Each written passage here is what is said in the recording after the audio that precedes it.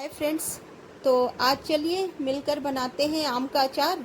Actually बच्चे जब छोटे थे तो तब मैं बनाया करती थी। अब बच्चे बड़े हो गए तो कोई खाने वाला नहीं था। तो बच्चे बाहर भी रहते थे तो मैंने कई सालों से बनाया भी नहीं था। तो अभी छोटा बेटा मेरा घर आया हुआ है तो उसने डिमांड रखी कि मम्मा चलो इस बार आम का अचार आप बनाओ। तो मैंने कहा चलो इसका मन है तो बना देती हूँ। तो उसके लिए मैं 2 किलो आम का कटवा के मार्केट से ही ले आई और उनको गीले कपड़े से पोंछकर अच्छी तरह से उनको दिन भर की धूप दिखा दिया। तो अच्छे से उनको सुखा लेना चाहिए धूप में, एक दिन की धूप में, क्योंकि अगर उसमें पानी रह जाता है तो अचार खराब होने का डर रहता है। तो बस मैंने दिन भर की धूप लगाई और शाम को ला कर धूप से उसके लिए एक मसाला तैयार किया। तो जिसमें सारी चीज़ें 100-100 ग्राम होंगी। उसमें जीरा, मेथी, सौंफ, कलौंजी और थोड़ी सी मैंने हींग भी डाली उसमें। और मोटी जो सरसों होती है उसको भी मैंने सारी चीज़ें 100-100 ग्राम ले ली और 100 ग्राम नमक, फिर थोड़ी सी हल्दी और लाल मिर्च, थोड़ा मैंने कश्मीरी मिर्च भी डाला इसमें, क्योंकि कश्मीरी मिर्च से क्या होता है थोड़ा सा अच्छा सा कलर आ जाता है। तो मैंने उसमें कश्मीरी मिर्च डाला और सारा हींग वगैरह। हींग से क्या होता है थोड़ा उसका हींग की खुशबू अच्छी आती है तो अचार ज़्यादा दिन तक भी टिकता है और थोड़ा सा अच्छा भी लगता है खाने में। और बस उसमें मैंने सरसों का तेल मिलाया। एक्चुअली फ्रेंड्स मैं तो कच्चा सरसों का तेल मिलाती हूँ, कई लोग ऐसे होते हैं कि पका कर मिलाते हैं, बट मुझे हमारे घर में सबको कच्चा ही अच्छा लगता है तो मैं कच्चा ही तेल उसमें मिक्स करती हूँ। तो सारे मसाले तेल में मिक्स करके और बस आम के फाँकों को उसमें मिक्स किया और बस एक डब्बे में भरकर मैंने उसको रख दिया। तो इसको धूप में दिन भर की धूप दिखानी चाहिए अगर अच्छी धूप आ रही है।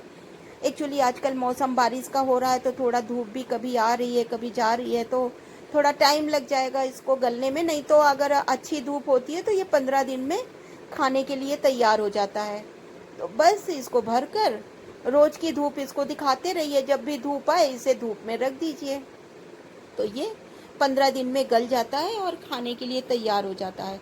तो बस ये रहा मेरा आम का अचार फ्रेंड्स।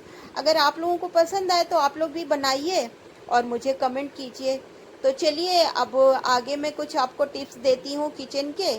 तो क्या होता है फ्रेंड्स, सुबह सुबह के इतने काम होते हैं तो अगर साथ साथ सारी चीज़ें निपटाते रहो तो इतना बर्डन नहीं लगता है। तो मैं क्या करती हूँ कि साथ साथ जैसे ही किचन का काम होता जाता है, नाश्ता बन गया, सबको टिफ़िन पैक कर दिया, तो उसके बाद मैं किचन स्लैब को अच्छे से साथ के साथ ही साफ़ कर देती हूँ। गैस टॉप और किचन टॉप को अच्छे से साथ साथ में साफ़ करती जाती हूँ। तो इससे क्या होता है कि हमारा काम भी साथ साथ होता रहता है और काम का बर्डन भी नहीं होता है।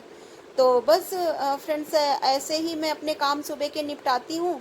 और जैसे बर्तन मैंने धो लिए तो उसको धोने के बाद तुरंत पोंछने के बाद उनको उनकी जगह पे लगा दिया, तो ये भी टाइम हमारा बच जाता है।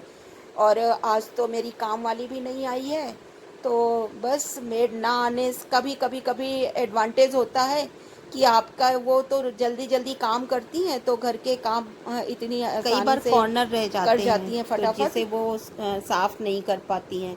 और हमारे पास भी सुबह सुबह इतना टाइम नहीं होता कि उनको खड़े होके सिखाते रहें।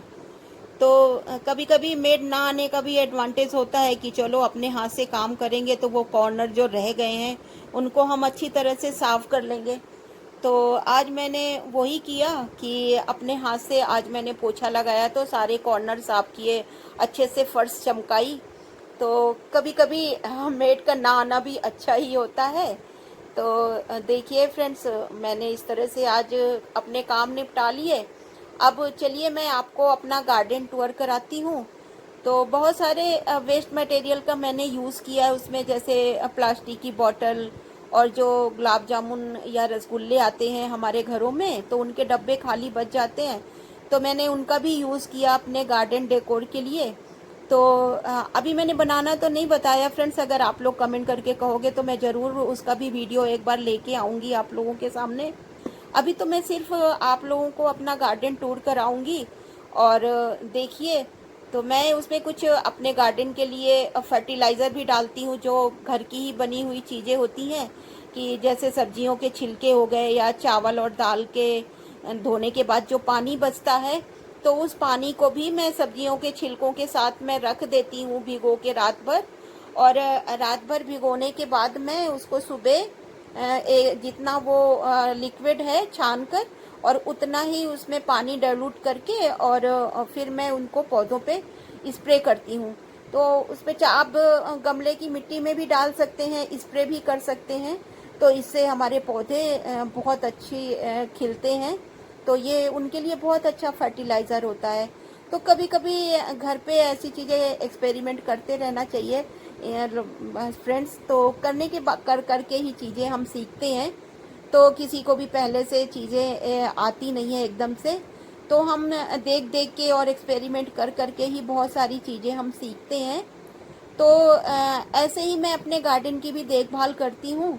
तो देखिए फ्रेंड्स, मैंने उसको छान लिया, और अब इसमें छानने के बाद जितना ही वो पानी है, मैं उतना ही बराबर उसमें सादा पानी मिलाऊंगी। तो एक्चुअली हम अगर बिना पानी मिलाए डाल देंगे तो कई बार पौधे डाइजेस्ट नहीं कर पाते हैं। जैसे हम बहुत सारी चीज़ें हमें डाइजेस्ट नहीं होता है, उसी तरह पौधों का भी होता है। तो इसीलिए मैं उसमें बराबर का पानी मिलाया, और मिलाने के बाद तो एक स्प्रे बॉटल में भरकर मैंने उसे अपने सारे पौधों में स्प्रे कर दिया। तो देखिए फ्रेंड्स, ये रहे मेरे कुछ डीआईवाई जो मैंने अपने हाथों से ही बनाए हैं। प्लास्टिक की खाली बॉटल को, जो कोल्ड ड्रिंक की बॉटल्स आती हैं, ये शैम्पू की बॉटल है, तो मैंने इन्हीं का यूज़ करके, तो घर में पड़ी होती हैं कई बार इधर उधर, तो मैंने इन्हीं का यूज़ किया और अपने गार्डन को सजाया है। तो देखिए, ये मैंने एक डक टाइप का, स्वान कह लीजिए, कुछ भी, ये मैंने पुराने दिवाली के जो दिए होते हैं वो बच गए थे, तो मैंने उनसे बनाया है।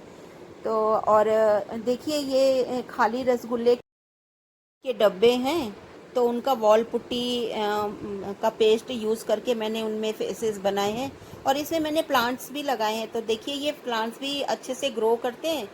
तो फ्रेंड्स, ये रहा मेरा वीडियो। अगर पसंद आए तो लाइक कीजिए।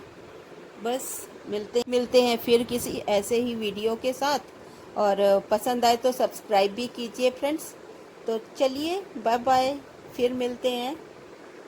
लाइक कीजिए, सब्सक्राइब कीजिए।